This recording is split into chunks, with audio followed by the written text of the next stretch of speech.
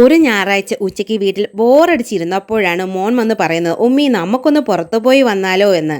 പുറത്താണെങ്കിൽ നോക്കിയപ്പോൾ നല്ല മഴയും.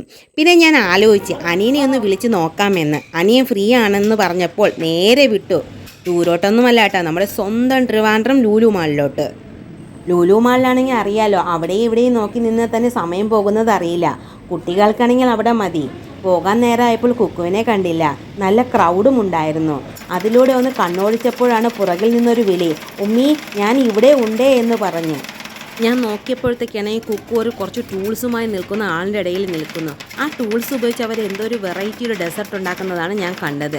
ഞാൻ ആകാംക്ഷയോടെ ചോദിച്ച്, എന്താ ഇതിൻ്റെ പേരെന്ന്. ഫ്രഷ് സ്ട്രോബെറി റോൾ എന്നാണ് പറഞ്ഞത്. അനിയനാണെങ്കിൽ പുറത്ത് വെയിറ്റ് ചെയ്ത് നിൽക്കുന്നുണ്ടായിരുന്നു. കുക്കുവിനാണെങ്കിൽ ഈ ഡെസർട്ടുമായേ അവൻ വരുള്ളൂ. അവർ ഒരൊറ്റ കാലിൽ അങ്ങനെ നിൽക്കുവാണ്. സാധാരണ വേണമെന്ന് പറയുന്ന സാധനങ്ങളിൽ വാങ്ങി കൊടുക്കാറുണ്ട്. ഇതിപ്പോൾ സമയം ചോദിച്ചപ്പോൾ 5-6 മിനിറ്റ് എടുക്കുമെന്ന് പറഞ്ഞു. അവനാണെങ്കിൽ ഇതും കൊണ്ടേ അവൻ വരത്തില്ല. അങ്ങനെ ഒരേ വാശിയിൽ അങ്ങ് നിൽക്കുകയാണ്. നമ്മൾ ആരെ മുമ്പിൽ നമ്മൾ തോറ്റു കൊടുത്തില്ലെങ്കിൽ നമ്മളെ കുഞ്ഞുങ്ങളെ മുന്നിൽ തോറ്റു കൊടുക്കുമല്ലേ.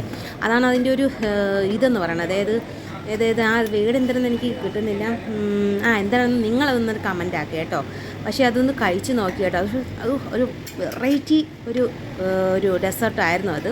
നമ്മൾ ഈ ഡെലിഷ്യസ് എന്നൊക്കെ പറയത്തില്ലേ, അതുപോലെ ഒരു നല്ല അടിപൊളി രുചിയായിരുന്നു ആ ഒരു ഡിഷ്. ഒരു അടിപൊളി ഒരു അസാധ്യമായൊരു ടേസ്റ്റ് ആ ഒരു ഡെസേർട്ടിന് ഉണ്ടായിരുന്നു കേട്ടോ.